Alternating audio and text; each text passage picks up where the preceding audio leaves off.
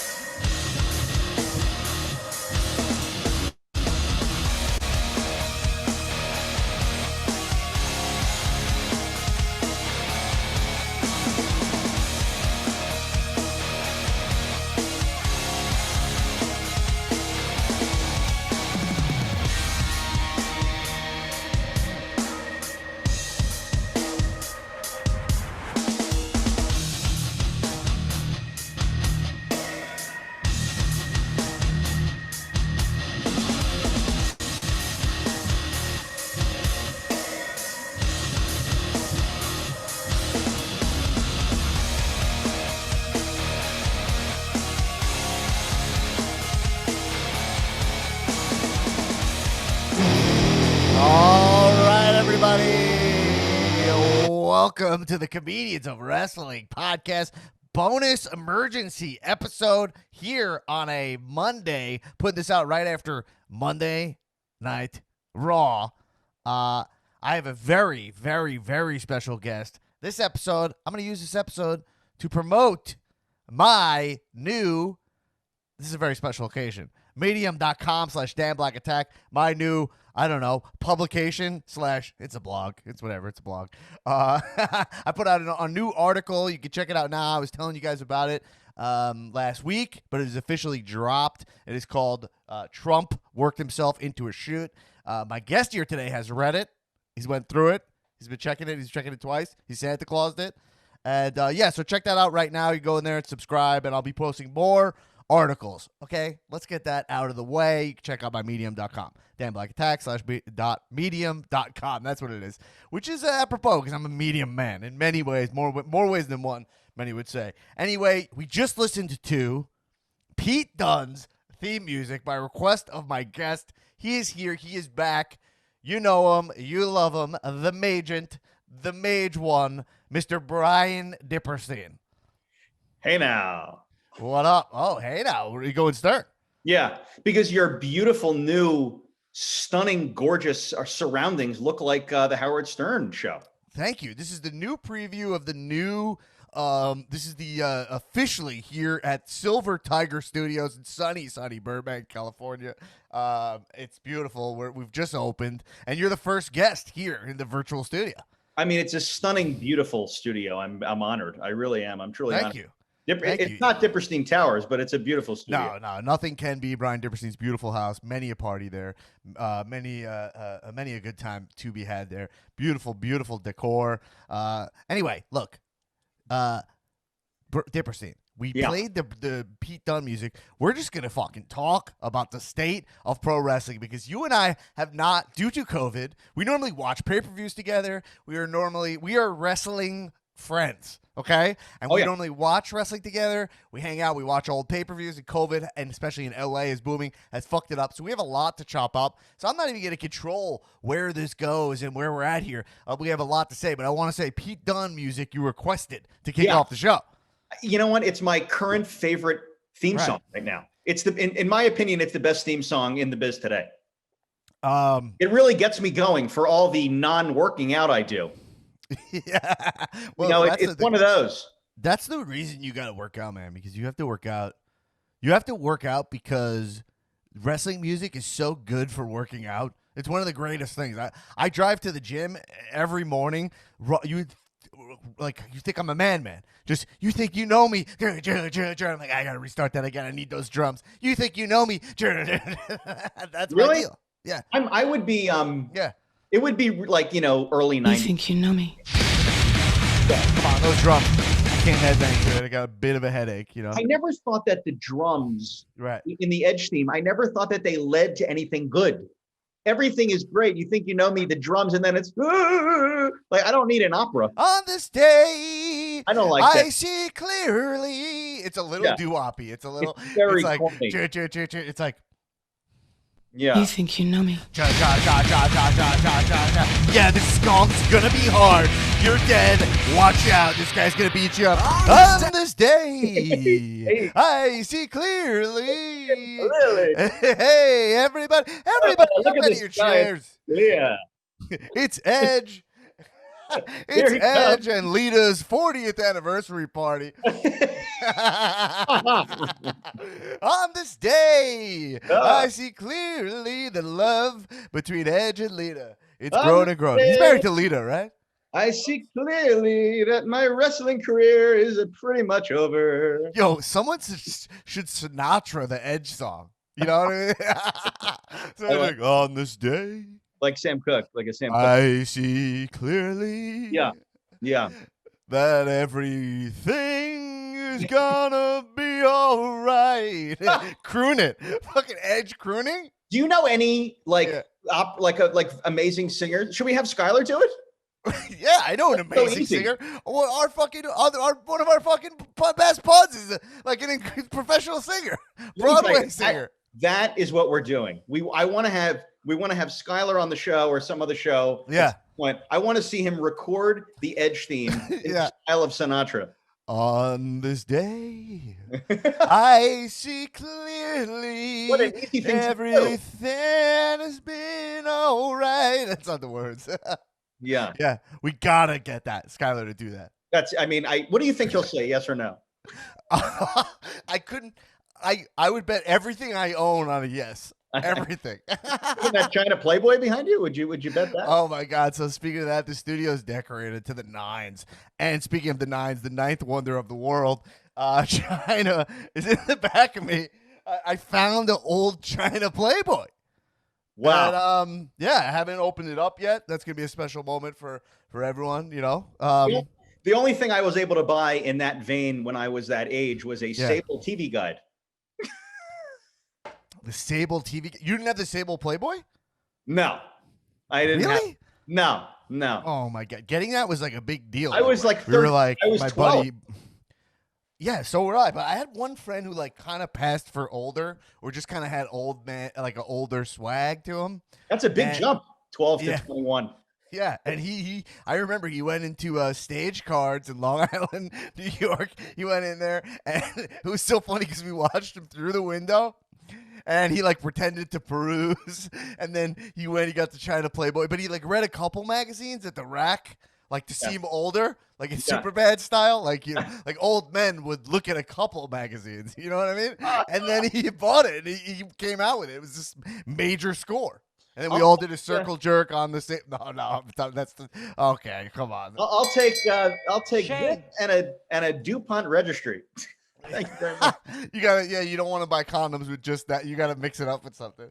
You got the Sable Playboy, like a pack of gum, and like a Mother's Day card. Flaming hot Cheetos, dude, and some. Oh yeah, some flaming.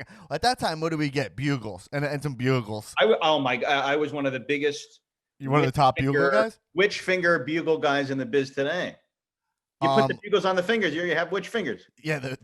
Oh yeah. You got who used to have those fingers like that? The Wicked Witch. Yeah, but does Marlena? Does Scarlett Bordeaux have that? Catwoman had that. That's what I'm thinking of. That's not a wrestler. Anyway, but you had a second song you wanted to listen to. Huh? You had a second request. I did. I was in the mood for the following theme, and I don't know why or how. I just was in the mood for it. So please, Dan Black Attack, play my second favorite theme. Okay, here it is. 1, 2, is this on? No. No, this is not it. This is Triple H, my time. Did you remember this Triple H entrance music?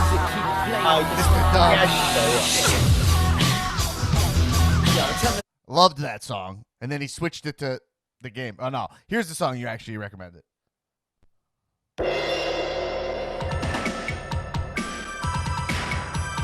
I mean, Orient Express.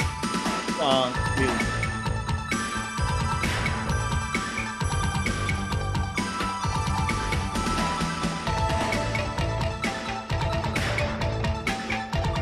Oh man, this song it reminds me of like a Van Damme, like Bloodsport, kickboxer, like that. You know?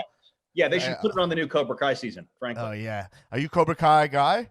I'm become one of the biggest Cobra Kai guys in the biz today. Really? I loved it. It went from zero. I haven't finished the whole third season yet. I'm almost finished, but it went it goes from 0 to 60 in 2 seconds. Yeah, it's like Mortal Kombat at Jace.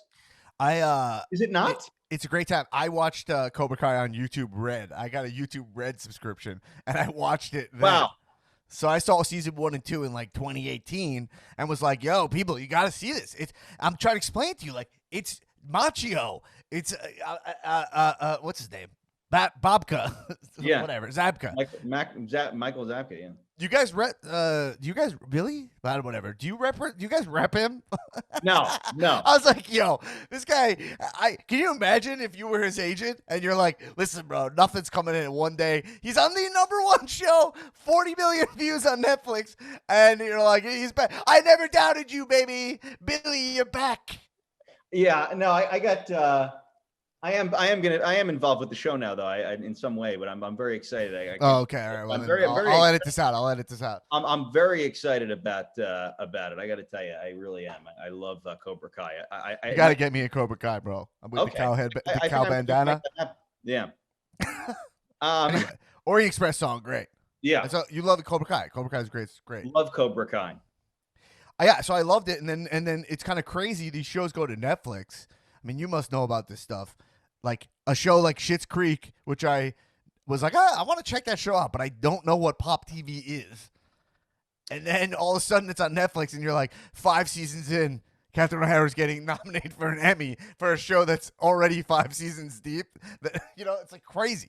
Yeah, I love Schitt's Creek, but I don't like when they nominate people for an Emmy in the last season and don't recognize it the whole way. Schitt's Creek has been a great show for years. Right.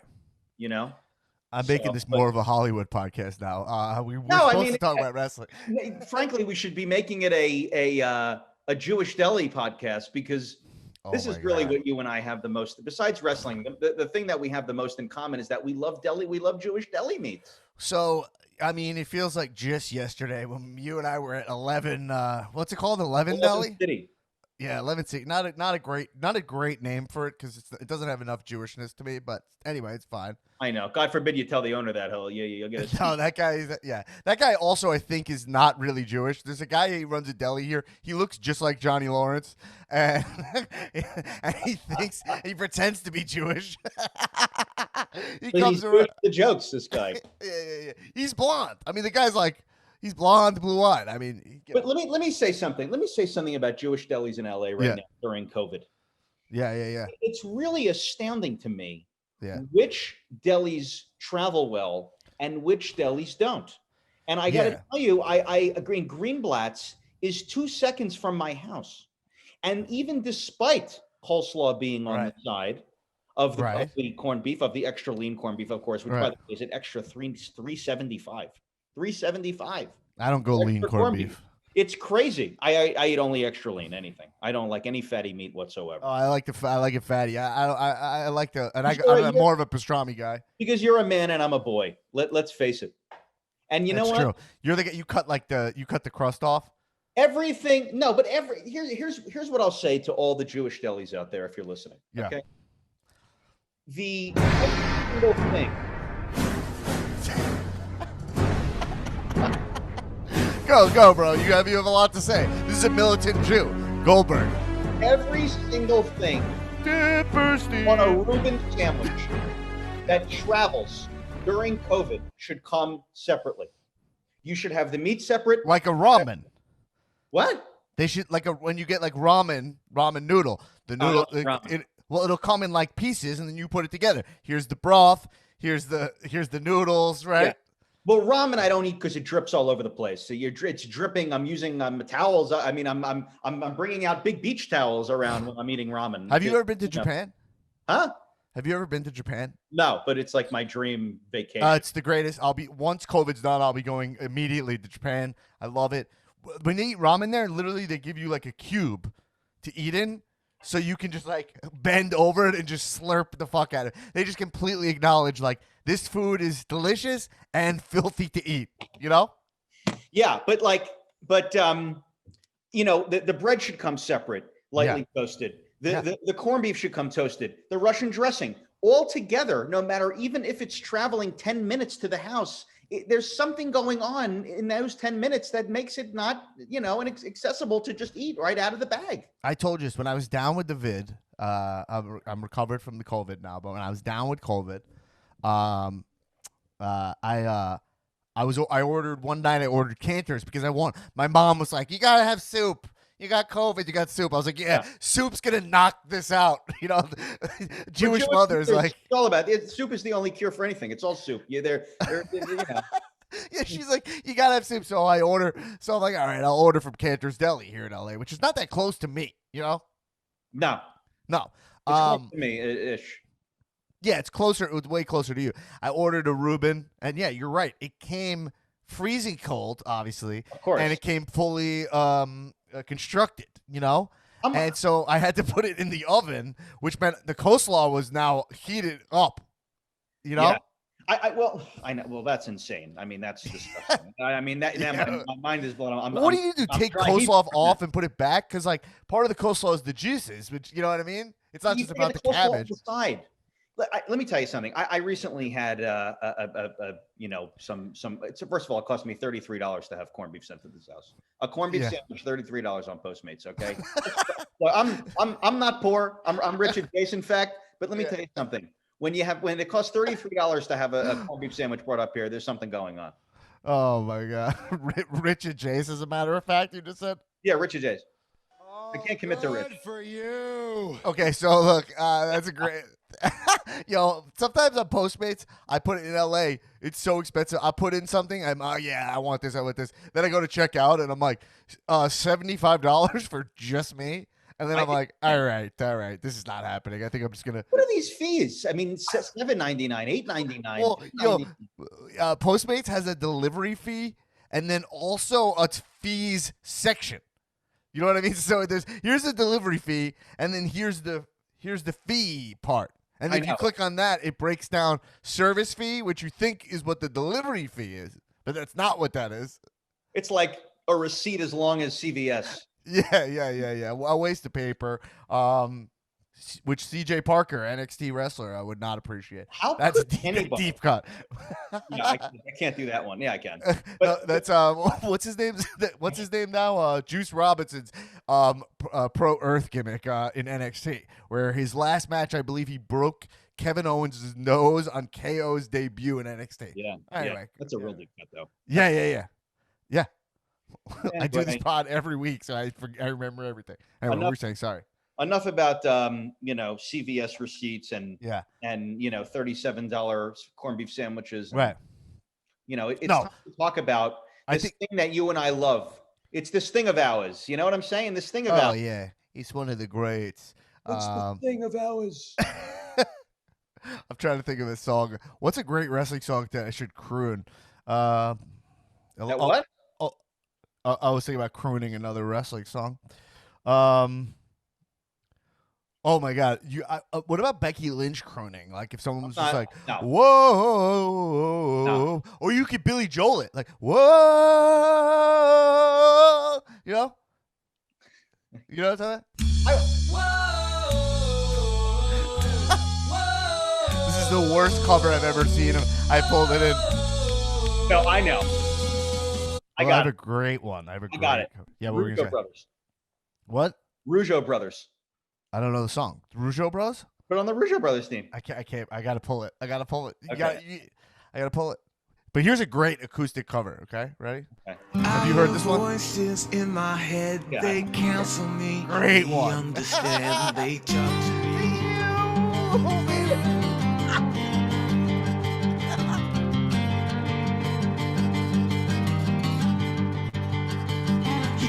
Let's start right there. Okay, actually, this is a perfect segue. And then I want to talk about WrestleMania. But I want to ask you about Randy Orton. Because Randy Orton, I said on this pod, I thought he had an incredible 2020. I really loved his work. You might disagree. I really felt like he was putting over other guys, but also felt like he really found that old like snake Randy, you know? I'm curious your appreciation of Randy, who I don't think is a guy that you particularly love all the time. I think that they've put him in 2020 because he is their most reliable player. Yeah. And he'll always be a big, giant heel that works against any babyface. Right. And at the end of the day, he's somebody that they can put in, know that they're going to evoke piped in fake booing. And my whole thing with the piped in music. The Thunderdome? No. I'm going crazy over Well, sometimes it's really manipulative and it makes me upset. Crazy to the point of my head is exploding like an alien in Mars Attacks. It's like Vince finally now has people reacting the way that he wishes they would, The whole it's so. What are you talking about? Is that what you mean? Mars Attacks? About the random crowd noises that go in and out and up and down bizarrely, and then at the majority of the time are drowning out the promos and making the spots in the matches seem less significant because it sounds like people are talking amongst themselves for 3.5 hours. It's insane. Right. It's insane. It's kind of crazy. It hasn't like insanely bothered me. But I've felt manipulated a couple times where I'm like, oh, no one cares about this moment. Why are they cheering? And then I'm like, oh, they're not cheering. I'm being manipulated to change the channel is what I'm being manipulated to do. Well, I mean, I guess you're just kind of going to the state of WWE in general. So I'm saying, like, how are you feeling about watching wrestling? How are you feeling in general? And then how does that relate to your watching of wrestling? I think that's the interesting thing is that, like, people are in a weird place right now, and then how does that affect your appreciation of the product? I'm watching every single week, and I'm not missing it. And I there was that stretch in the 2000s where there was the case, but I am not missing it, but only out of necessity for something to watch that I can talk about with my friends because. I there was a couple of weeks ago where I was moments away. From pulling the plug, canceling the network. No, but the archives are too. I talk about this with Rosenberg all the time. Yeah. What is the most you would pay? Sorry to digress, but this is an important. No, I actually love this question. I think what is the most you would pay for the network monthly? What's the threshold that you would pay? Okay, Mine will shock you. I'm very on the record about the fact that I think that the network is too cheap. I think that it is a great deal. $9.99, I think, for getting the pay-per-views for free, and then all the content on there. There's services I pay for that I watch way less of. I'm a really big fan of the 24s. And then also the fact that I can go back to all the nitros and stuff. But how much would you pay if they raise the price? What is the max you would pay? All that being said, I'm trying to make some suspense here. All that being said, okay, I'm lowering the gauge of thought. With all that being said, and thinking about how much how much I use it, I would be willing to pay. Can I split it? That's a question. Because people have my passwords. I pay for it. What? It comes out of your checking account. Okay. I would pay. Shit. That means realistically I have to steal pay-per-views. You belong to Equinox? Honestly, I would pay $50 a month. 50. That's it? $50 a month. God. I mean, to be honest, whatever it costs for a corned beef sandwich. Whatever it costs, I would justify it. What's your price? $350. $350 a month you would pay for the network? Yeah, I'd pay $350 a month. Wow, that is a major endorsement. Now that that was a huge reveal. I mean, that's fireworks. Now that they've put Pyro's back on cow, by the way, so then you know. That's mage. They've put the 1986 wrestling challenges on the network yesterday, which is the highest levs, dude. That's why, you see, you're so much better. That's one thing you guys got to know about. When I go to Diperstein Ranch and Towers, is it now a ranch because of COVID? No, Rosenberg was calling it Dipperland Ranch, which I deemed completely inappropriate. For obvious reasons.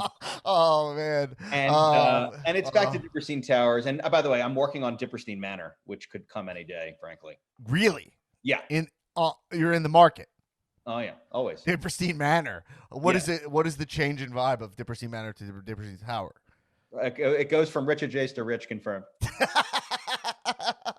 Oh man. No more Mr. Nice Jew. It's going to allow me to truly display my gargantuan collection of wrestling merchandise. Let's just say what? Wait, so you know what? You're rich, blah blah blah. You know, money. Although, by the way, you need to get a DiBiase belt in that house. Sure, no problem. Absolutely. I mean, that's the money I already get for the network. That's the yeah. The network's $10. You said you'd pay $350. The belt costs $3. I think the belt's actually $340. Exactly. I'm looking at the network right now. It works out perfect. But I'm saying, so you in Manor, Diperstein Manor, are you going to have what, like a collectibles room?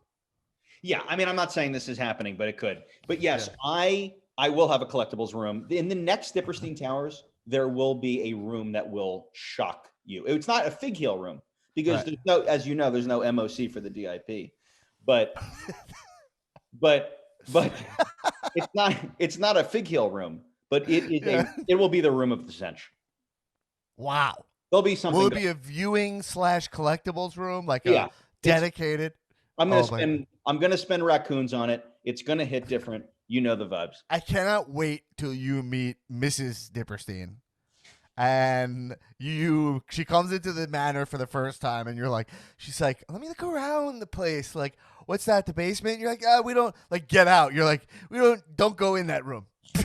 No, I mean, there's a leak down there. You know what I mean? Speaking of that, I would love to plug this thing. I've been, it's amazing what a change in profile picture on these dating apps will do to you.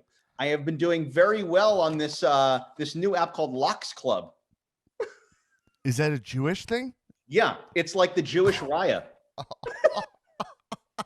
Oh, wow. You have to get approved? You have to be like kind of famous, or? Yeah. I mean, of course. You got to send. Do you have to actually send like a picture of your bank account to get in this? Is it like that? No, but like they make it very clear that it's not. You have to be at least Richard Jace. All right, just so you guys listen. LA is a wild place. Okay, so. All right, so the network, you'd pay $350 because it means that much to your life, or because you just have money to spend? Because $350 is a lot, bro. Like, see, my thing is this, the thing is this. So my thing is this: is that I still have the old school mentality that the network is saving me money on pay-per-views, right? Well, but if you're a UFC fan, right, like I am, right, UFC fan at this point, yeah, like. The pay-per-views are behind like $80, right? They're behind the paywall, which is crazy. If you have ESPN Plus, right, which I pay for, you should be able to get the pay-per-views for UFC for free, like you do on the WWE network. Right. I have to pay a lot of money for ESPN Plus, and then I'm paying this exorbitant amount for something when, I don't even know how long these matches. I mean, I love a good knockout in the first round, but I mean, come on.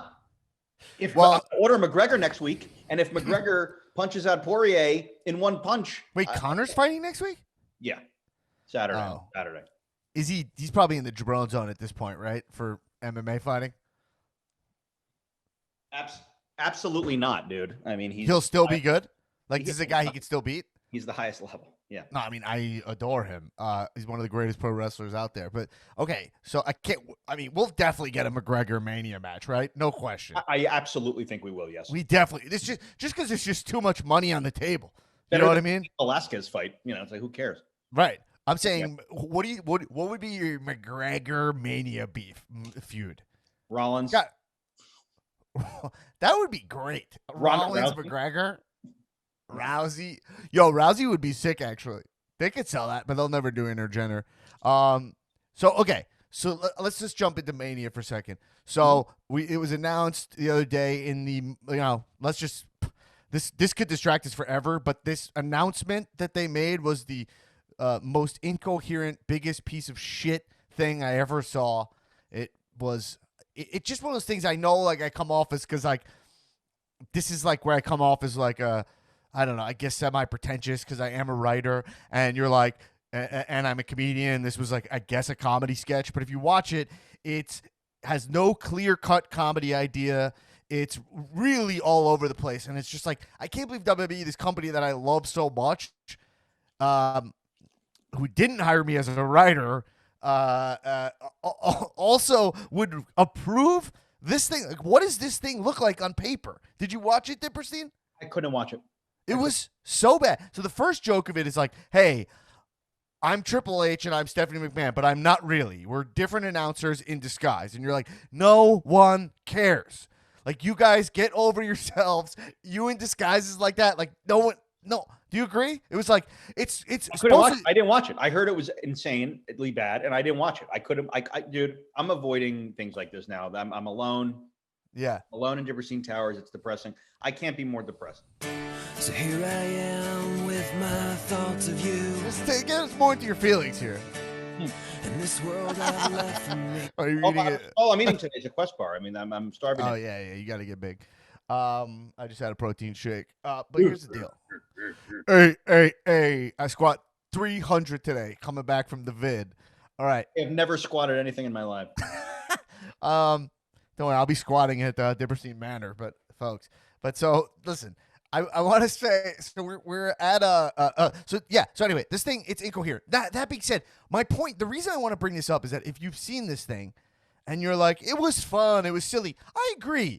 Most people are just going to watch it and be like, it's fun, silly. I'm just saying, as someone who writes stuff and writes comedy and has performed and acted comedy for a long time, like, when you see that, you're like, why is this so bad? Why? Like, why? How? Who approved this thing?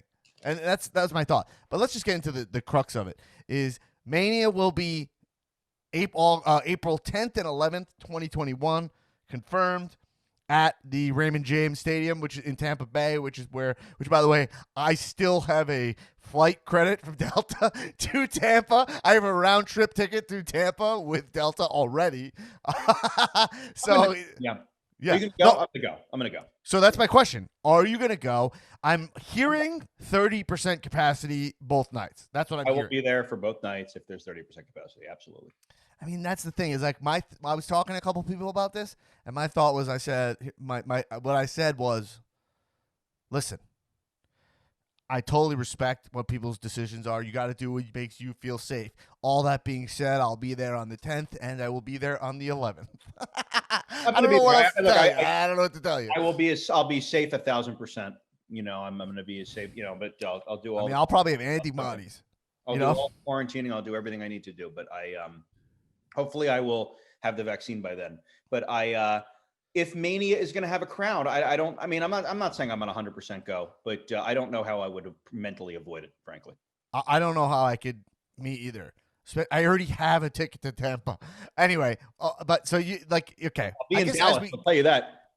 We'll see where we are. So then the next year it's going back to Dallas. And then WWE was just basically like, we're not even fucking with LA for at least 2 years. They're like, we're not even going to bother with that place. You know, Vince was just like, give it another year. Because he's like, yeah. He knows that he probably was so pissed at them for not letting him do it now. Yeah. I'm telling you, big Diperstein Towers party in 2023 when WrestleMania is at SoFi. Big. I mean, the Powers of Pain are going to be there. You know, the Orient Express will be there. Oh my God. That's right. The Berserker, Repo Man. They're all going to. Give me the list. What's the rundown? I got to tell you, I'll definitely invite Mantar. I'm going to invite Duke Drosy, the dumpster. He'll be there. Yeah, absolutely. I'll probably have Gilbert. At least one of the Bushwhackers. Probably Butch. Butch. He carried the team, frankly. Yeah. And, I'll probably have I'll probably invite Tom McGee.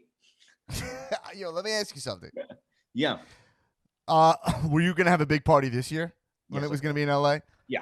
I mean, it's devastating to me that that's not happening. Like, because the thing with Mania is about not happening is that people don't get how much it is part of our conversation. Like me, you, Skylar, it always is like, yo, when's Mania? Like everything kind of revolves around going to Mania. So when it doesn't happen, it's the whole year was a wash. It's really the one time of the year I really turn my phone. Like I turn my phone off then. Like I don't really. No phone. Yeah, no phone. You tell your clients like, listen, I'm out this weekend. Don't ask why. I do. Right. Yeah. It's the 1 week, for Christmas break, whatever. Yeah. Any other break, it is what it is. But that weekend, it's Diperstein time. Anyway, so so I mean, whatever.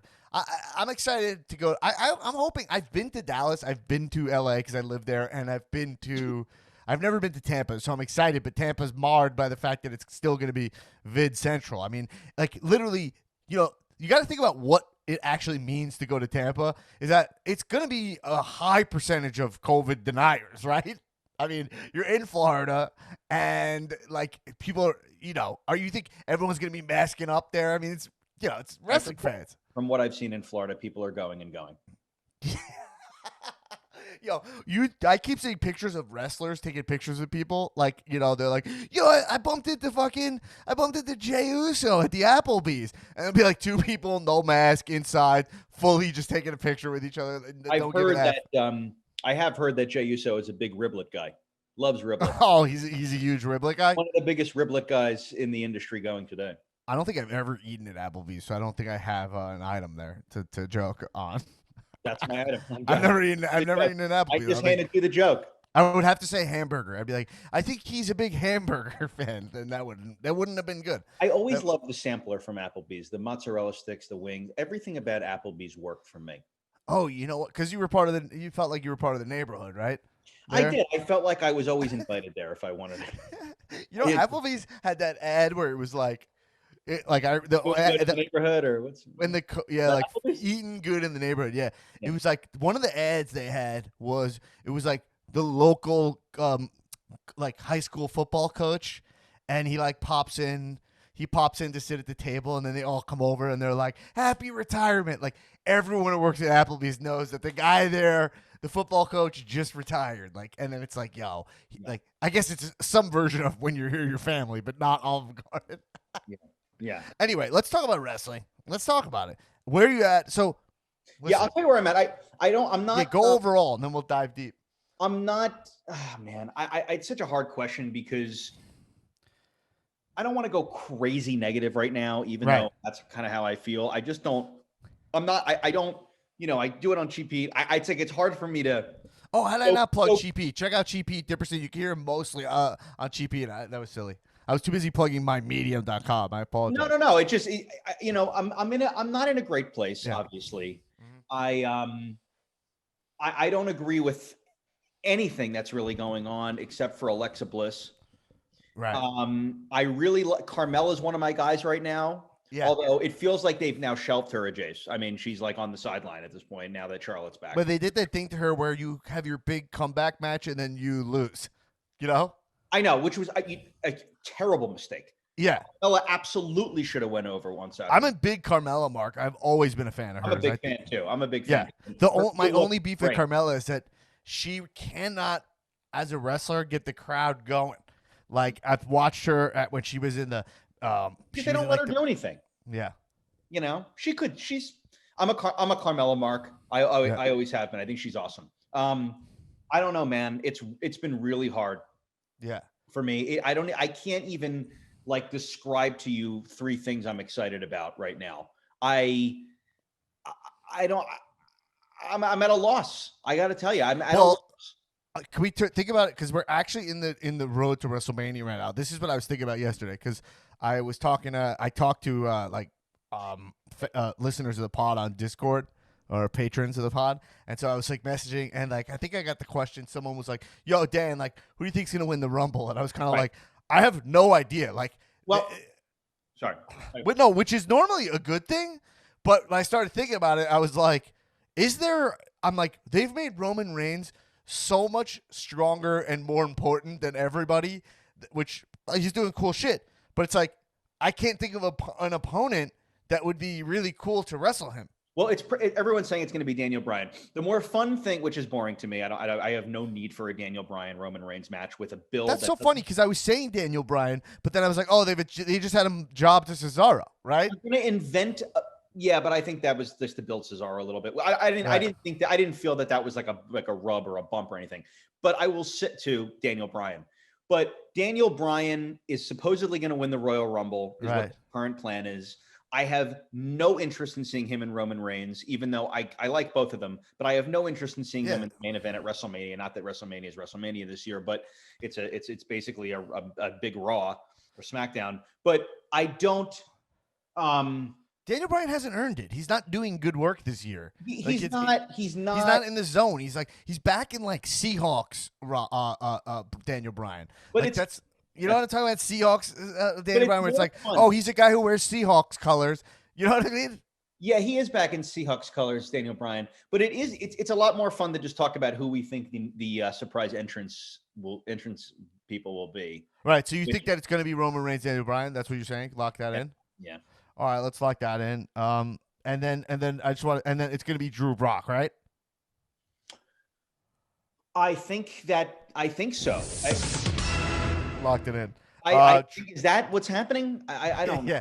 Who cares about that? It has to be. Because I feel like Goldberg, that match, I don't think they want Goldberg to lose to Drew. Because if they're going to try to keep so I think Brock will just come in and fucking kill them both. I'd rather see Reigns Goldberg with him. And then I think Elimination Chamber, you see a triple threat with them. If Heyman were to become a really big part of the storyline between Brock and Roman, then I would like to see that again. Okay, I would like to say this, though. I am a big defender of Goldberg. I absolutely love Goldberg. And I know it's the least popular opinion ever. I also, I just think he's, I'm just a fucking little Jewish kid always. I'm always like, I love how Goldberg is just like, he's just so fucking serious, and it feels authentic. Can't even look at him. I can't even look at him. Yeah, I would never defend why he should be there, but I just love Goldberg. You know, it looks like the other night. It looked like he hit his head on the thing again. Did you see the dot in the middle of his head? It looked like a blood. I saw that. What the hell? I saw that.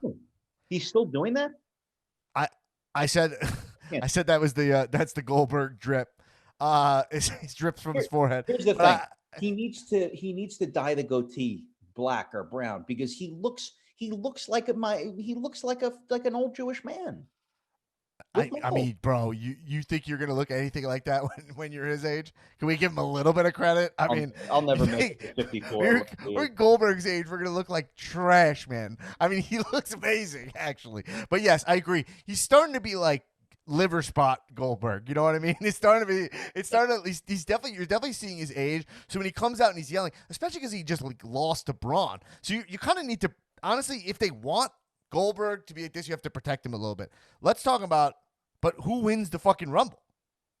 I think Daniel Bryan wins the Royal Rumble. Daniel Bryan wins the Rumble. I think this year, like 3 years too late. My prediction this year is that they go crazy with the trying out people.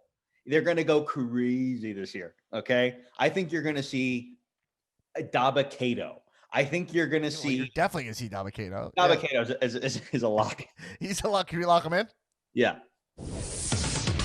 Diperstein locked in for the Rumble. You heard it here first. I think. You keep giving entrance. I'll lock him in.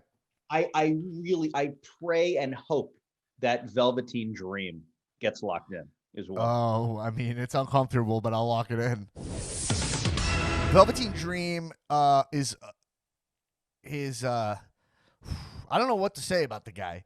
It's uncomfortable to watch it. It was uncomfortable to watch the fact that he got caught messaging with a young boy, right? Like, not young. I mean, young, but 17-year-old kid, right?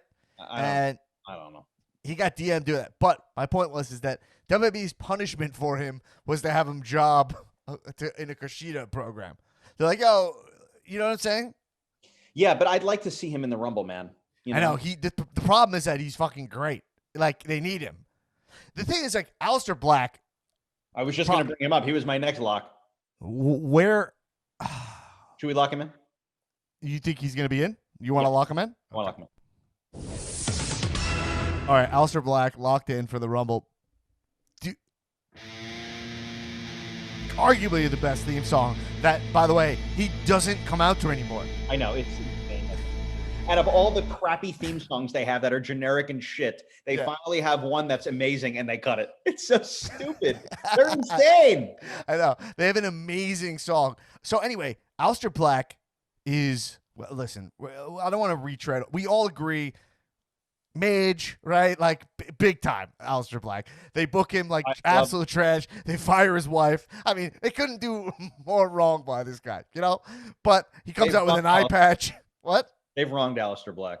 Yeah, they wronged Aleister Black. They had a whole program of him being like, I'm just looking for fights. Like the most player A generic default player number one gimmick you can do. It's like, I'm sitting here and I'm looking for fights. Someone knock on my door and fight me. And you're like, this guy literally rises from his grave. His thing is, he comes up, he's like, his name's backward, and they're like, I'm looking to fight people. I want to punch them in the face. And you're like, okay, that's your plan for this guy? All right. And then he jobbed out to KO for a while. The creativity is at the lowest. I mean, that was one of the low points of So then he's gone. So then he comes back. He could win the Rumble, right? No. You think it's definitely Daniel Bryan? Yeah. I know. Isn't that boring and terrible? Who else? Who told you that? I didn't even hear that. People, you got your ears to the street? No, I mean that's what people are saying. Yeah. But who else could it be? They are lacking stars in such a way right now. That's what I'm saying. I mean, okay, I'll put it this way. It could. Okay, the only person that I would enjoy seeing win the Royal Rumble is the Fiend. Okay. Yeah. Is there anyone else? Okay. Who are the stars? How come I didn't think about that? He can't come out from under the ring like reborn, or he comes out as like, maybe he comes out like the gobbledygooker egg and he hatches to come back to life. I think he would have to like come in at the end. It's like 28, 29, 30. And then like he hangs in the corner and then like, I don't know. That's the only cool thing that they can do. Okay. Well, he has to be resurrected from murder. So he'll be resurrected. Okay. Yeah. From being murdered. Maybe he'll be number 30. I have no idea. But here's what I'll say. You have Randy Orton not going to win. You have Drew McIntyre not going to win. You have, I mean, who are the other main eventers in wrestling? The Miz not going to win. Morrison, obviously. You have Sheamus not going to win. Lashley not winning. MVP not winning. Keith Lee. Wow. I think there's a wait. Diperstein, I have to retroactively lock those in. Hold on.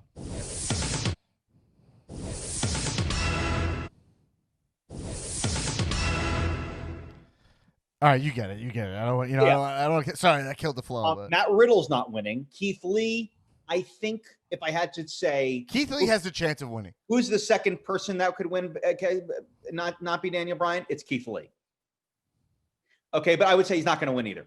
Okay, Keith Lee not winning. Yeah, I think Braun Strowman has been gone because he's injured. I think Strowman. I don't know what the state of his injury is, but I think that there's a chance that Strowman comes back and wins. I think that he's the third person. He's not a bad pick. It's just not exciting. But nothing's exciting right now. Oh, lock that in? Yeah. So, I mean, those are the three. It's either Daniel Bryan, Keith Lee, or Braun Strowman. It's not going to be Dabba-Kato. Or maybe Rollins? It could be Rollins. You don't think Rollins could go after McIntyre? I'll put it this way. I have been saying on Cheap Heat for weeks now that a Seth Rollins Messiah versus Roman Reigns tribal chief feud, if done correctly, which of course it won't be, but if done correctly, to me, heel versus heel would be an awesome build to a Mania match. Do you know? I agree. I've been loving for a heel. I've been jonesing for heel. Who wouldn't want that? You'd be crazy not to want that. Do you notice in WWE that they give gimmicks to wrestlers who I don't need them to have it, and then wrestlers who need gimmicks have nothing? So, like, for example, like Rollins. Love the Messiah stuff. It's awesome because Rollins could do anything. I also don't care if he was just architect heel Rollins. Like, I could ride that out for me. Like, I just love Seth Rollins so much. Like, if he was just his classic Rollins. Now, don't get me wrong. He pulls off anything he does. AJ Styles. I'm like, yo, AJ, like, he's phenomenal. Like, I don't need him to, like, have a whole, like, he's trying to be funny, all that stuff. Like, I just need him to come out, put the arms out, and be, like, the number one best wrestler. Disagree?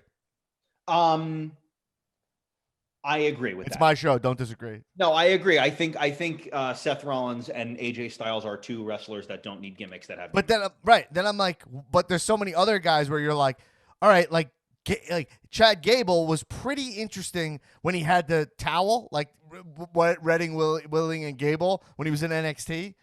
Like I didn't like it, but I was like, that's when I felt the most interested in him, and he was like, "Oh, I'm American Alpha," but now they turned him to Shorty G, and now I don't know what he's doing. You know?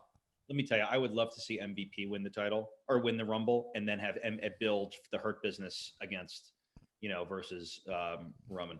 That would be awesome. How do you make the Hurt Business legitimate? They need a star in there. Like they have a great crew, but Lashley can't ever really be someone you want to see at the top, right? So they needed like Ricochet or something, or back and forth on this. Rosenberg thinks JBL would be an awesome person to legitimize them. He's right. He's right. By the way, you mean I don't know, JBL to be their leader?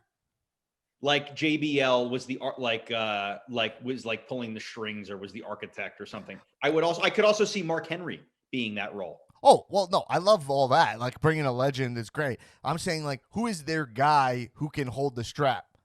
I mean, I don't know. I mean, Lashley, but like, I'm not a Lashley fan, but I don't know. I think MVP can hold it, dude. MVP can. MVP is awesome. No, MVP's killing it. There's no way. I know Rosenberg's a huge MVP mark. And I got this for you. He's a great guy. He's one of the top guys. Many are saying, but I would say this is that he's a great guy, right, folks? We love him, right? MVP, folks. It's one of my favorite Trumpisms. Now that he's gone, we could joke, right? That was like the Anthony and Tamanick impression of Trump. Yeah. I you know him, right? Of course, yeah. I can have a what? Anthony Tamanick is one of. If you don't know who he is, he's one of the funniest people on this planet. I performed with him for years. I actually was texting with him the other day because we posted I found this picture. I'm actually going to share it with you. Since like UCB shut down, people were kind of sharing pics, and I got this pic of. I'll share it with you in a second. For my 35th birthday, for my 30th birthday, I wanted to hire Tamanick to come roast me as Trump. Yeah, you told me that. It was a fortune. Don't you guys rep him? Yeah, but I was still going to pay him. Yo, this is a pic of me. This was us doing improv in New York. I think he's a certified genius. Yeah, he's one of the greats. Here he is banging me from the back, folks, in an improv scene. Anyway, he's a genius of the highest level.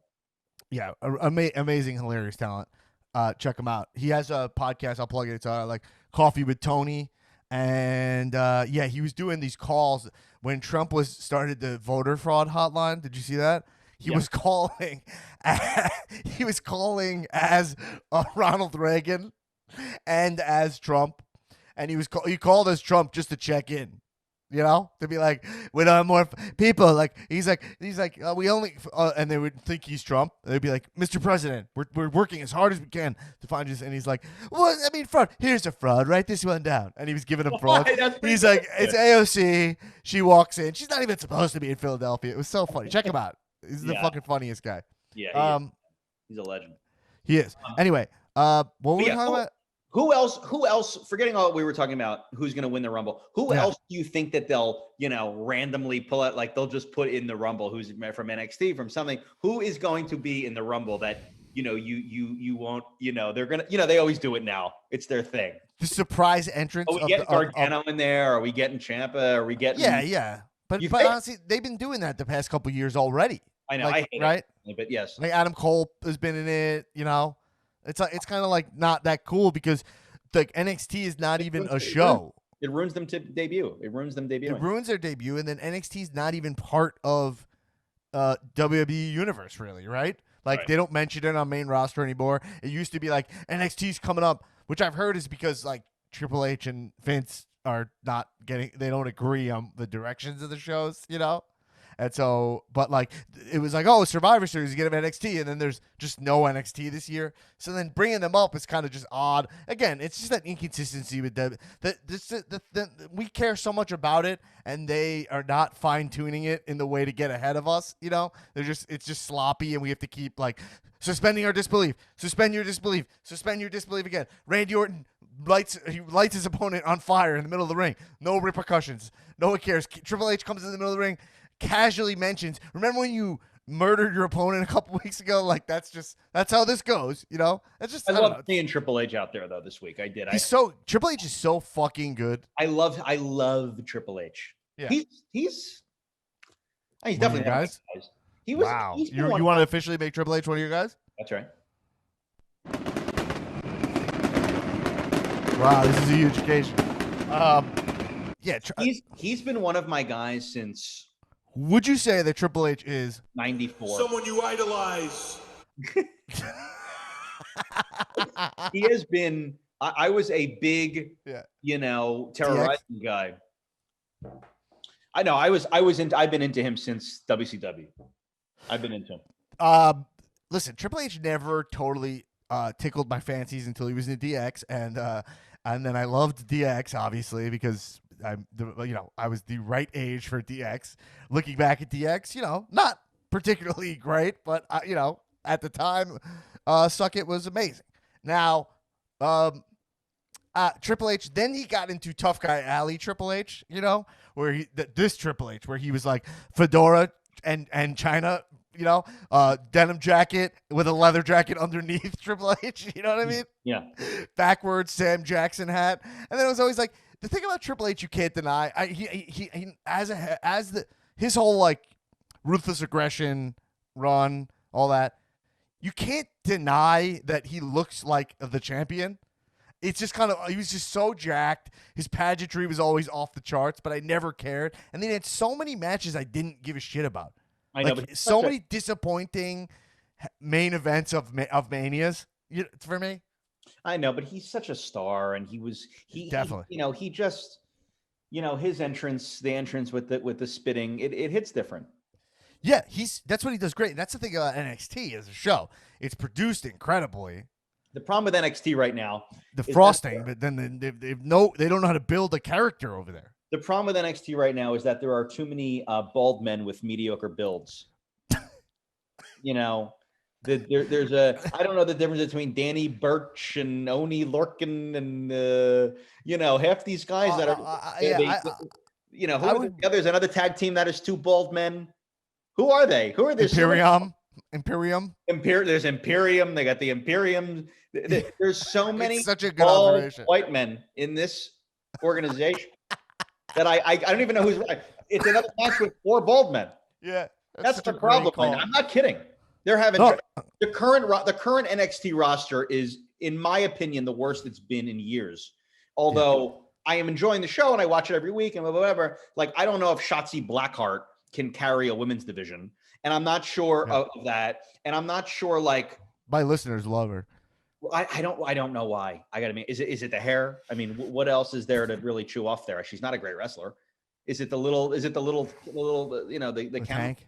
I think she's fun, but I think like when you're watching NXT, you're looking for any semblance of character. You're like, oh, like give me anything. Oh, tank.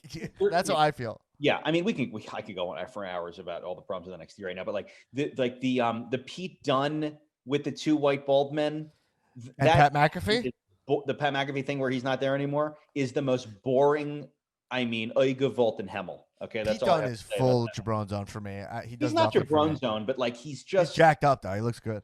I don't know. His voice is like so like I don't know. He doesn't do it for me either. He never did. But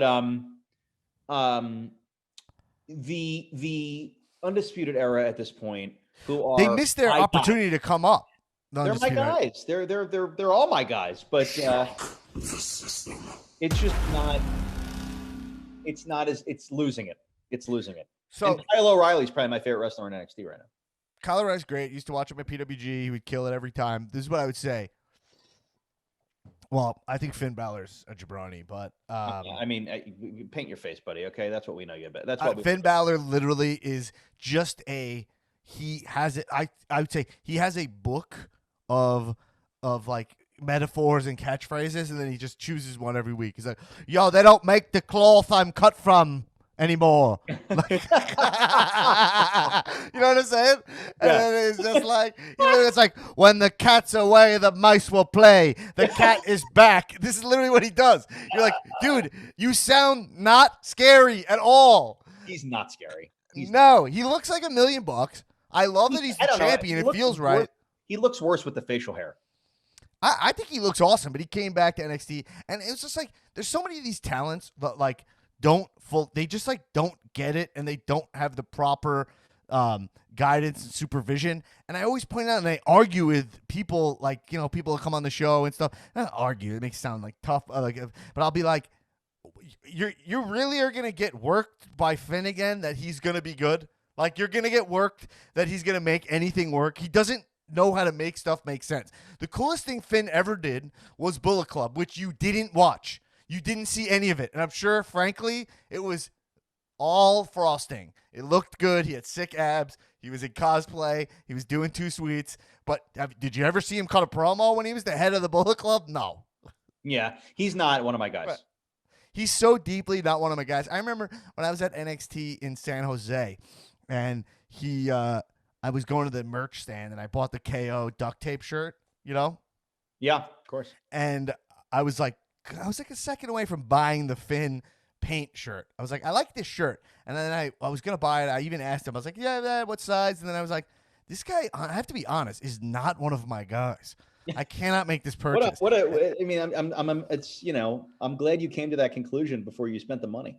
It would have been 35s in the drain, bro, and I would never have recovered. Do you think I would have a fucking lavish studio like this here in sunny Burbank, California? Buying a Finn Balor shirt at the merch stand is the same price as having a corned beef sandwich come up to Diperstein Towers. What are your thoughts? I'd rather have corned beef. Yeah. But listen, I get the attraction of Finn, but he's not. I'm shocked about these. So, Matt Cardona, okay? Random guy I'm bringing up. Yeah. Matt Cardona, who totally nice guy. I've met him a bunch of times. Jacked up, Long Island dude, all good. I'm dying to be on his podcast, the Major Fig Pod. Have you seen it? Is it good? Yeah. I mean, I'm You're a Major Fig guy. I'm in LJN collection mode right now, just so you know. I don't know if you knew that. But I didn't know. I didn't know that didn't come through my. That's weird. I had my Diperstein ticker going, and that didn't pop up. But the Diperstein ticker? No, it didn't see the Diperstein ticker. Diperstein Manor. There were some mentions of your price range for the Manor, which I thought was a breach of privacy. But this is what I would say: is Matt Cardona, like, he's an example of a guy who doesn't get it. Like, to me, like, I love the guy. I have a deep respect for the dude. I loved when he won the IC title. I was in the house. That was really cool. I love he's such a mark, which I love. He's a wrestler and a mark. It's beautiful. But, like, he comes at ROH. This is his big moment this week. He debuts at the Impact pay-per-view. And someone sent me this promo. I'm watching it. I'm like, this is your moment. And it's fucking terrible. You're like, did you put no thought into the fact that, like, this is your redefining moment, you know? And you're like, it's so frustrating. He's like, yo, my thing is that I'm always ready. And that's more than a catchphrase. And it's like, okay, then what is it? It's like, I'm always ready. It doesn't just mean to wrestle. So, I mean, you're always ready, like, meaning, like, your wife is like, honey, are you dressed? He's like, oh, I'm always ready. Like, what the fuck are you talking about? Like, put it together. Have a gimmick. Try something. Yeah, I don't know. I'm a fan. I just don't know what. Shit, he's not gonna have me on the pod now, right? He's not one. I'll have to delete that. Look, I don't know. I'm a fan. I just don't. I don't know, man. I agree. He's never had his day in court. AEW, we got to talk about it. I do have to go fill my water quick, but yeah. BRB, quick. We'll take a quick pause. Okay, we said we were going to talk about AEW. I love AEW. I absolutely love AEW. I love AEW. I'll tell you my relationship with AEW is I look at it. It reminds me of, like, myself in UCB basement performing, like, in New York, when I was coming up, and it was like, yeah, this place is not perfect. The production value here is not great. It might drip pipes from the ceiling. Your seat might break in the middle of the show. But, like, when you fully get in the zone there, people here are, like, love what they're doing. They believe what they're doing. And it has that indie vibe to it. And that's what I like about AEW. A lot of people's complaints with AEW feel to me are pointing out that it's rough around the edges, and it doesn't bother me personally as much. So curious where you're at on that. Well, guess what? I also love AEW. Oh, yes. Oh, yeah. Yeah. I will tell you that my love for it was lowered 1 percentage point by the Britt Baker game show or talk show this week. You didn't like it? It was the worst thing I've ever seen in my life. Oh, I liked it. It's impossible to like that. How could you like that? Well, I like it kind of plays perfectly into the thing I just said. I like it conceptually a lot. But then it definitely fell apart. Once Cody showed up, she insulted him, and then after that, it fell apart. She fell said apart. Go back and watch it. She Right. said the word huge 11 times during the broadcast. The word Oh, really? I have a huge guest. What a huge week. This is a huge match. It was ridiculous. But anyway, because it's not stiff. No, but this was she needed 10% a little bit more scripting on that promo. That was the worst segment I think I've ever seen in my life. But in general, was it like better or worse than the Ding Dong Hello show? It was better than the Ding Dong Hello show. Ding Dong! The Ding Dong Hello show was literally nothing. It was nothing. It was nothing. It was just a segment. There was no theme to it. Well, they were going for a loose 90s sitcom theme. Very loose. There was nothing. It was walk through a door. No, I can't. I'm not defending it. I just Bailey's kind of growing on me, but I'm not a huge fan of Bailey's. I can't. You know what I mean? She's kind of just growing on me because I just think Ding Dong is funny. It's a funny thing to say, you know? Ding Dong, like it's funny, but it's not a gimmick, you know? It was horrendous. Yeah. Anyway, I'm loving most of what AEW is doing right now. I would say that no matter what the Inner Circle does, they can do no wrong. Yeah. The promo even this week, which was super simple, talking about who's going to be the best tag team. I mean, that was even well done. Jericho, you could say whatever you want about his body, his work rate, his terrible commentary. But at the end of the day, dude, I love it. I don't mind it either. I don't. No, the Jericho commentary. That's what he does. I actually think it's Jericho. Right. I confused you there. I actually don't like his commentary. I like his commentary. It's confusing. It's similar to he says really funny shit. Sometimes it's fun, but he also sells out segments also with being too silly. Yeah. You know what?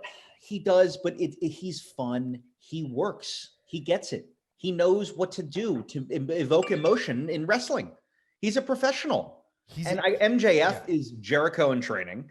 And I'm not saying I love the other guys that much, but they're great foils for the Jericho stuff. And all that's great. I love the wrestling itself. You like that MJF works out at my mom's gym in Plainview? What's that? Do you like that MJF works out at my mom's gym in Plainview, Long Island? I'm totally starstruck by MJF, and I want him to come to a Passover. I told you I worked out next to him at my mom's gym. Right? Yeah. I want him to bring the Hero set to my Passover Seder. That's what I'm looking for. Do you think if you were at the Passover table with MJF, do you think he would be like? Would you think it would be just like super chill and nice, or like what do you? Have you talked to him ever? No, I'm dying to meet him. So he was next to me in the gym, working out. We're both lifting at my mom's gym in Plainview, New York, and we've talked about this before. No, I know. No. We did talk about it. I 100% remember telling you, but I want to just say what I'm saying is that I was like, if I talk to him, would he hit me with kayfabe? Did I ask you that? I don't know. It's a great question, though. So I was kind of scared of him, to be honest, because I was there. My dad was there, and he was like, "Go talk to him." And I was like, "You don't understand. This is like one of the wrestlers who you don't want to talk to. You might not want to talk to. He might do something that legit make me angry. You know what I mean? In kayfabe, you know." Your dad was like, Daniel, go talk to him. Which hilarious fact that happened when I was 8, and we bumped into Ralph Macchio in Montauk, and my dad. No. Yeah. Holy Primo Mach. Rusev Machka. What was he doing there? We were at the in Montauk, the mini golf place. No. Okay. Well, if you went to Montauk growing up, you're not a Long Island guy, so you don't know shit about Montauk. I mean, I went to Hofstra. What are you, an LBI guy? I'm a nothing. I'm a Jersey Shore guy. I'm a Margate Ventnor guy. But I'm not even that guy. I'm not even that guy. I'm a guy that went. I'm not one of those guys. Your guy went, and he's continued to keep going and going. You think I'm going and going in Ventnor? He went. He's going, and he's still going. I went and went. You went and went, and now he goes and goes. Yo, bro. So I interrupt you a million times. MJF, you love what he's doing. He's mini Jericho. He's Mini Jericho. The wrestling itself, the work rate. I'm just giving an example. If you watch the 8-man tag from 2 weeks ago with Jack Evans and Angelico and the Young Bucks or whatever, the wrestling in that match there was moves I've never seen him. I've been watching wrestling for 30 years. There's moves Jack Evans did. I've never even seen the moves. Can I tell you about Angelico quick? Yeah. One of my guys. The man. Huh? One of my guys. Yeah. His entrance is so deeply one of my guys. Have you noticed the way he walks out? He's the man, dude. Him and Jack Evans doesn't look great. But... This is their music. And when he enters, have you noticed this or not? He goes.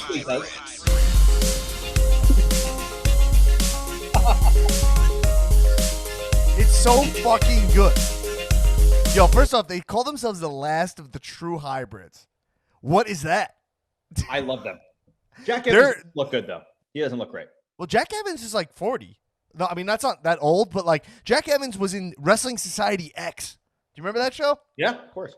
He was on that. Like, he's been wrestling a long time, that dude. Yeah. But, Angelico is a fucking star as far as I'm concerned. Yeah, I mean, he's the man, dude. He looks great. Yeah. He wrestles great. But just the wrestling itself, I could fast forward through all these matches on Raw and SmackDown and on AEW. Yeah. I'm like, I'm going to watch this match. This is going to be a great match. I got to tell you, you say whatever you want about the Young Bucks. They're incredible. Okay. They're so great. I adore the Young Bucks. I mean, people are like, oh, they're one of my guys. Two of my guys. They're corny. Their entry there. Their merch sucks. Their gear sucks. Let me tell you something. They are mage of the highest level. They're great wrestlers. Dude, I'm so glad I had you on the podcast just for this, because the fucking bad mouthing of the Young Bucks, who legit say, yo, we changed the business and actually did. I mean, show some fucking respect to these guys. Now, that being said, are they bad actors on the show? Absolutely. They couldn't be worse. I think they're like... But I don't want that from them. I don't even care. But I care about acting, but they're purposely bad. I think their gimmick is to like be passive about it. Oh, you're giving them more credit than I do, but yeah. I don't know. I'm a huge fan. I love Hangman Page. I think the Kenny Omega Good Brother reunion thing that they're doing now. Love it. Entertainment war. Kenny's like totally back on track. The only thing he needs is better pants, and then he'll be in the zone. I like his pants. I would wear those pants. No, I hate them. You hate the pants. I hate the pants. But everything else, he has some mage pants. Great. Everything. All these. I enjoy hearing Jim Ross and Tony Schiavone. I enjoy everything they're doing, and it's not, by the way, people describe it as rough around the edges. I don't even agree.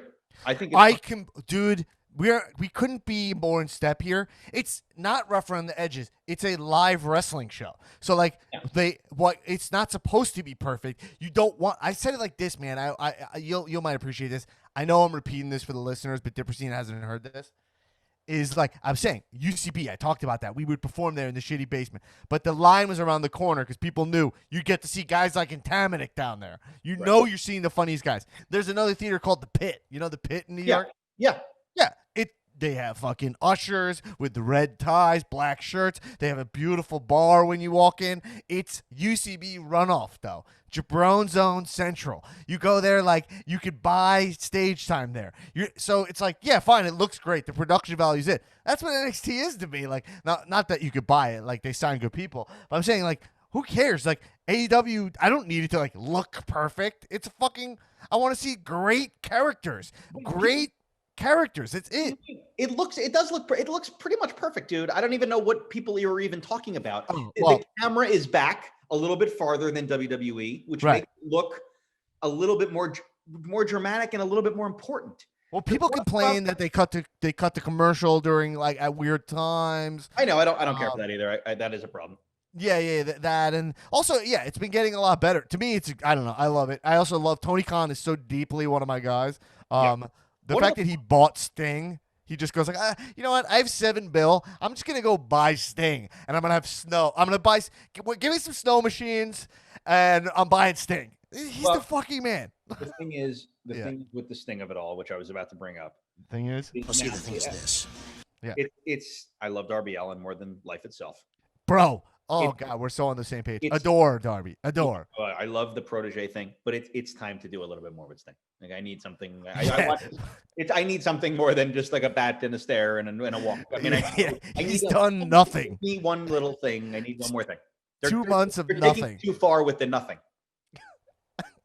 Well, the thing about Sting is similar to when we were talking about Edge's music, where Edge's music is like, this song's gonna be hardcore, it's gonna rock your fucking dick off, and then it goes, on this day, Edge is like, oh my God, oh, and you're like, this guy, oh my God, he's so badass, his face is painted, he has a bat, and then he gets on the microphone and he's like, hey, everybody! Right. What's up? It's me, Sting. It's awesome to be here. I'm Sting. Don't you remember me? Hey, guys, give it up for Tony Schiavone. I hate it. And you're like, yo, Sting, you realize you look like a demon. You look like you have face paint of a demon. That was ridiculous. I hated that, obviously. Yeah. You know, I love it, so I hated that. I love AEW. I wish they'd go to Monday nights. It would be so fucking fun. Wouldn't that be Crazy. so fun? It'd be crazy. It would be so. Do people care? That's the thing. Is like people are always like they gotta go to Mondays, Monday Night Wars, like blah blah blah. Like, is it like that anymore? Because right now you have Wednesday Night Wars, which is like not a thing. NXT is a way more jabron of a show. If you tell me that you enjoy NXT more than AEW on a weekly basis, that is sus as fuck to me. That is sus. I mean, what are you? You are a natural contrarian, I think. You know? Totally. Yeah. Yeah, I really agree. I agree. I'm definitely into AEW right now. You Jake Atlas, Mark, or no?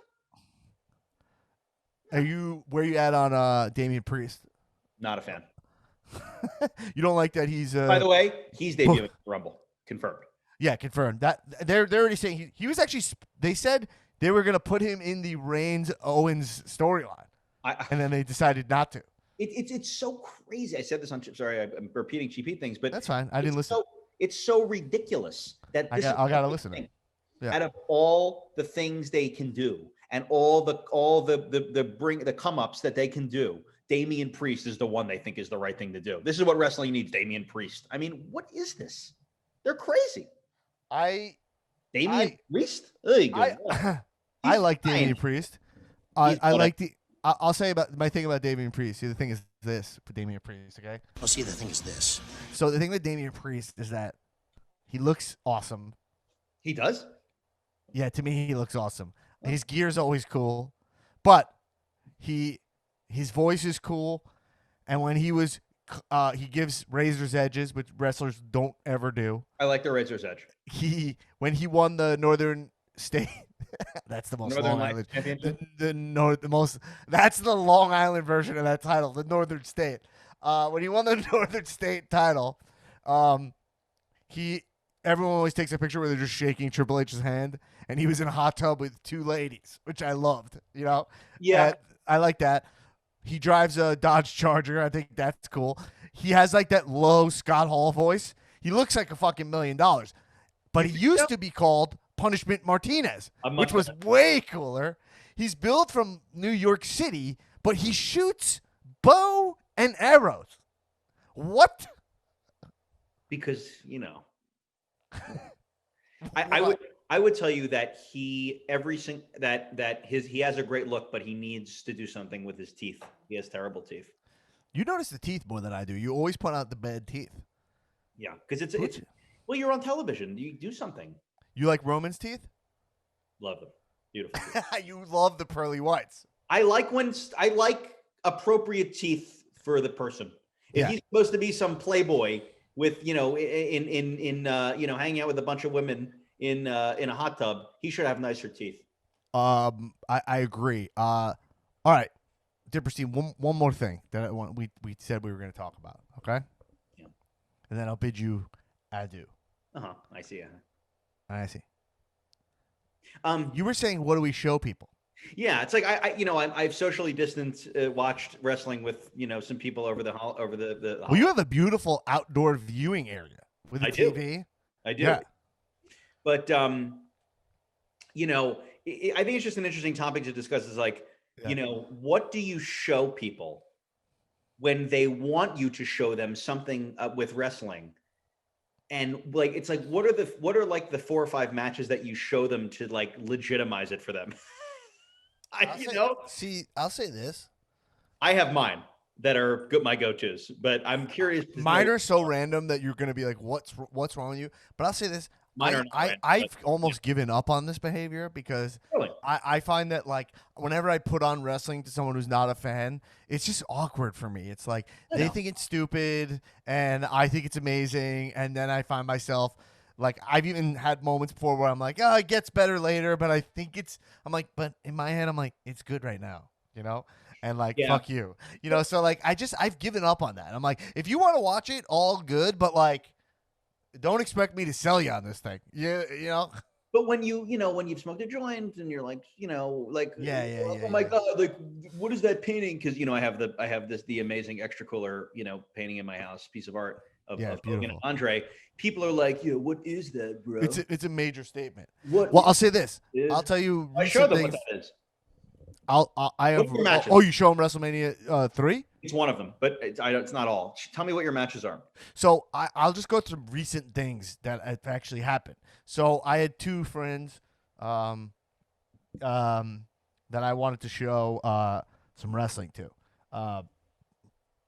And I know that they're big horror fans, And so I was like, yo, guys, let me show you something.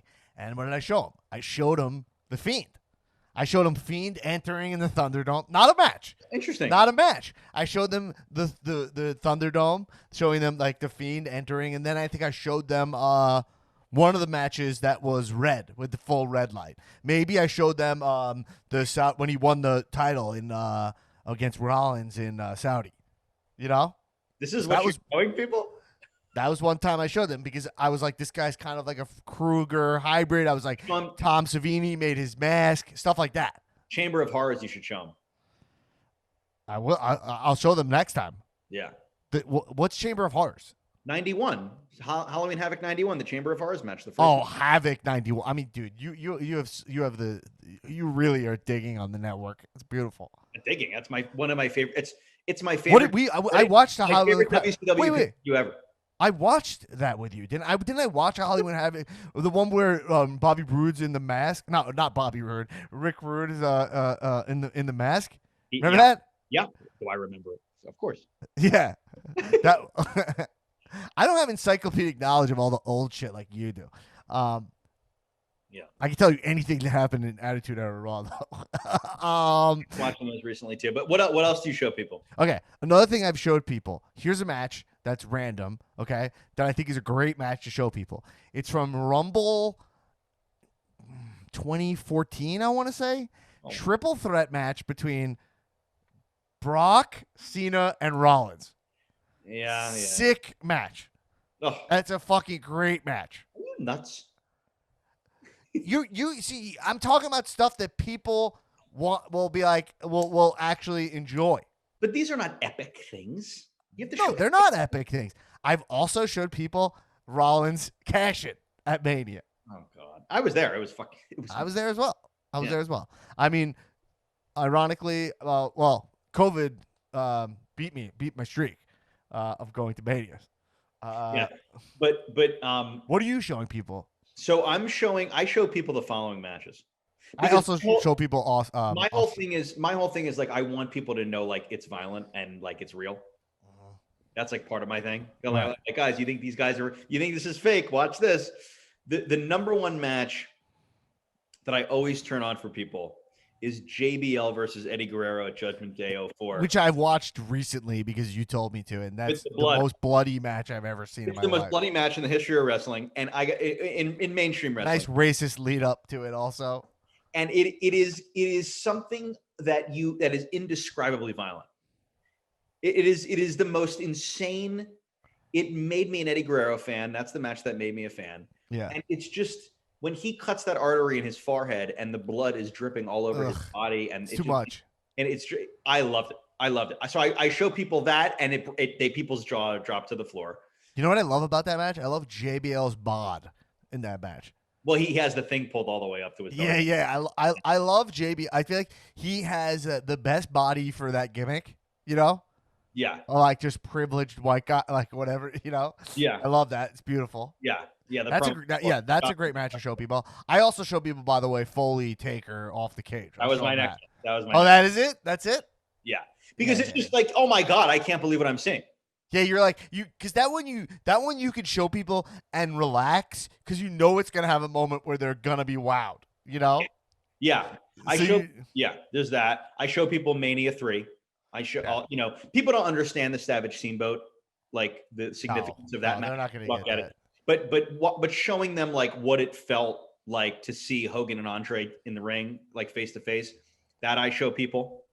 And I also show people the I Quit match when he gets beaten in the head. That would be on the mat. The Foley with Rock. Foley in the head a million times at Rumble. That's when he has it recorded, right? One thing I remember about that match, I remember watching it live, and they have handcuffs that have like so much slack.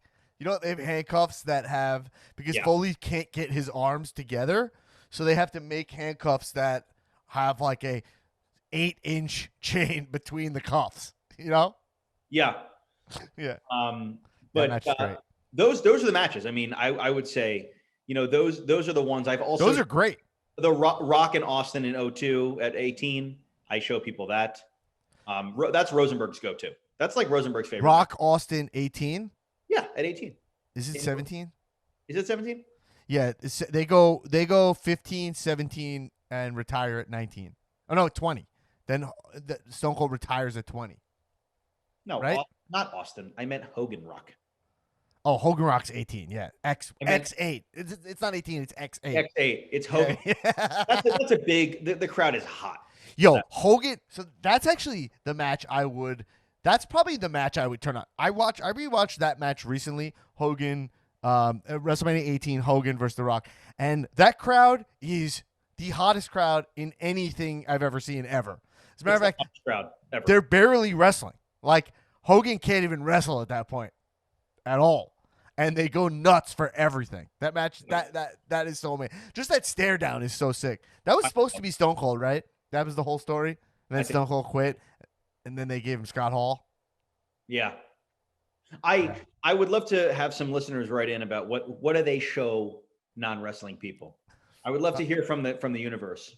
That's great. We'll post it in the Facebook group. What matches do you show? People? I mean, your matches are way better. I haven't really thought this through. Again, you could tell because of my attitude towards it, which is like, I'm like, if you don't get, I really have like this militant attitude of like, and that kind of comes through in my article that I wrote also on Medium, danblack.medium.com, because I'm like, yo, wrestling's good. Like even this morning, there was a guy, someone mentioned, I was at my gym and this guy was like, he was like, yo, it's amazing you like it. I haven't liked it since I'm a kid. And I'm just like, my brain doesn't go like, I got to convert this guy back. Or, yo, I'll show you. It's actually good now. My brain's like, fuck this guy. He doesn't get it. This guy doesn't get it. You know what I mean? Yeah. And I also find not that many people in my life want to see wrestling. People are like fat people who like I don't see that often, or like that have never watched wrestling with me. Do, in my opinion, maybe I'm just a narcissist, but feel like it's kind of a novelty to like watch wrestling with me because they know I love it and they can't understand why. Right. And so, it's just I think it's cool to know what people show other people, and I'm down for any recommendations. But those are my I'm glad you brought this up because those are great. Those are great picks. Yeah. Those are because when people see Eddie Guerrero bleed like that, they're like, oh my God, like is he gonna die? And by the way, some people love to see that. Some people are like, I can't watch this anymore. To me, I'm like, this is the toughest guy on earth. That's the one you lead off with? That's your lead off? It depends. No. I'll be like watching Raw or like I'm watching whatever. And like someone will get a chair shot and they're like, oh my God, I can't believe like that must hurt. And I'm like, you want to see what they used to do? Yeah. So that's kind of where that comes from. I like that. All right, Diperstein, before we go, what's the merch? I didn't ask you what merch you're rocking. Oh my God. I mean, shout out to Ted. Mr. Teddy Hirsch, Mr. Wrestling for Sale. I mean, he found me the most stunningly gorgeous Survivor Series 89 long sleeve It is so thin and so comfortable, and it fits me in such a beautiful way that I could wear. I mean, Look at it. honestly, this should go be in the Met Gala. This outfit that I'm wearing. I this event to me is a sacred event. It's one of my favorite events. It's at the peak of May of like when that roster in like 89, early 90 was so strong and so colorful and so amazing. And my love for that that era is represented in this amazing shirt that I'm wearing. So that's a great shirt, Survivor Series. That's at Wrestling for Sale. Beautiful. I got this from Wrestling for Sale, but this is just a NWO shirt. Nothing special. It's a beautiful shirt. I can't wait for you to come see. In 2 weeks, I am having this incredible, beautiful piece that Sam Evans made that I bought framed in a Jack Evans? What's that? It's Jack Evans made it? It's Jack Evans' brother, Sam Evans. I don't know if anyone has ever seen the artist, Sam Evans' wrestling work. It is the highest level on Instagram. Check it out. But I have a new Sam Evans piece that is going to be put up in a wall in my home that is being framed. It's going to be here in 2 weeks, and I'm very excited for it. Is that your third custom wrestling painting? It's my second, but I got to be honest with you. I'm going all in. I'm like, people are like, Diperstein, no one, people, when a woman, moves into your house, eventually they're going to make you take that down. I got to tell you, it's not coming down. Okay. All right. There's one. Okay. That's a prerequisite for living with me is that you have to deal with my wrestling art. I'm going to go all in. I would say this. I think you'll find a healthy amount of suitors out there who will like the piece you have because yours are actually art. Yeah. Like it's not just like posters for Backlash 2001. No. You have actual pieces of art they're actually really well done and nice. Yeah. I mean, I'm gonna have my own art gallery in the next Diperstein Towers. It's just gonna be all wrestling art. It's gonna be like full gallery. Yeah, full gallery. Yeah. Wow, unbelievable. Yeah. Diperstein, I need to eat. We had a great conversation. You want me to make you a turkey sandwich? Are you gonna travel it in pieces? What about, what do you think? I'd put it all together and travel it to your house? What are you, nuts? Or maybe I would, the ever popular, the always annoying, finishing a delivery nearby. Well, I hate that. What does that mean? So annoying. Oh, yeah. I don't like that. Anyway, how do we, how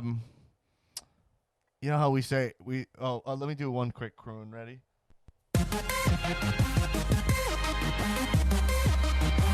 All right, everybody. All right, here we go. Had a dream I couldn't make it. Now there's nothing dragging me down, baby. I barely know the words on that. Let me light a cigar while you. Yeah, we gotta get Skylar Aston to sing us a croon version of Edge Metalingus on this day.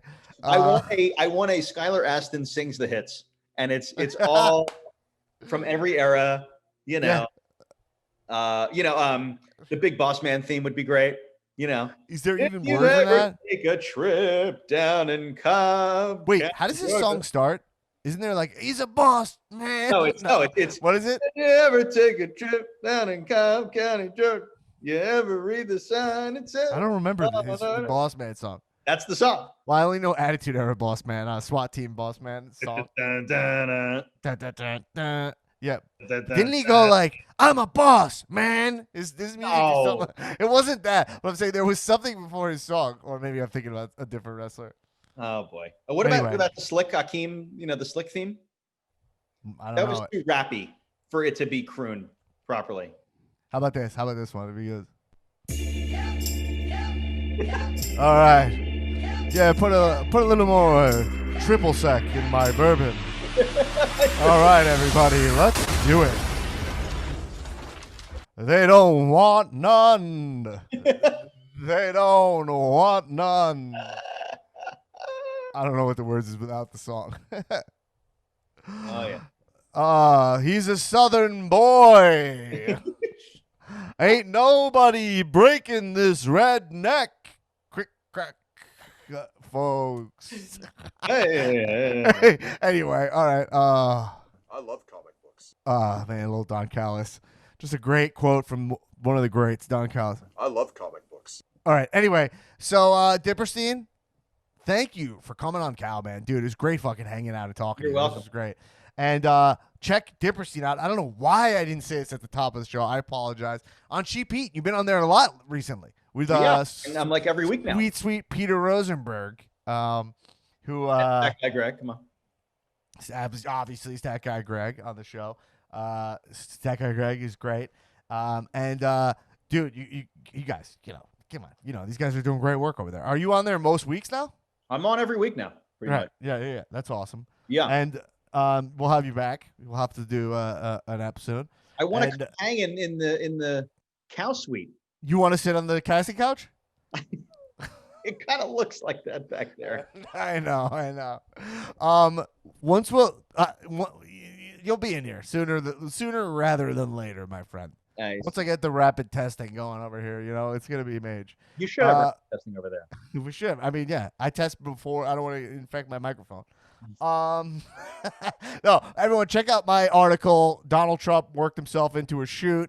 It's a think piece about the psychology of wrestling and how we live in a world of wrestlers now, and how wrestling fans are more equipped to navigate the era of pageantry and social media.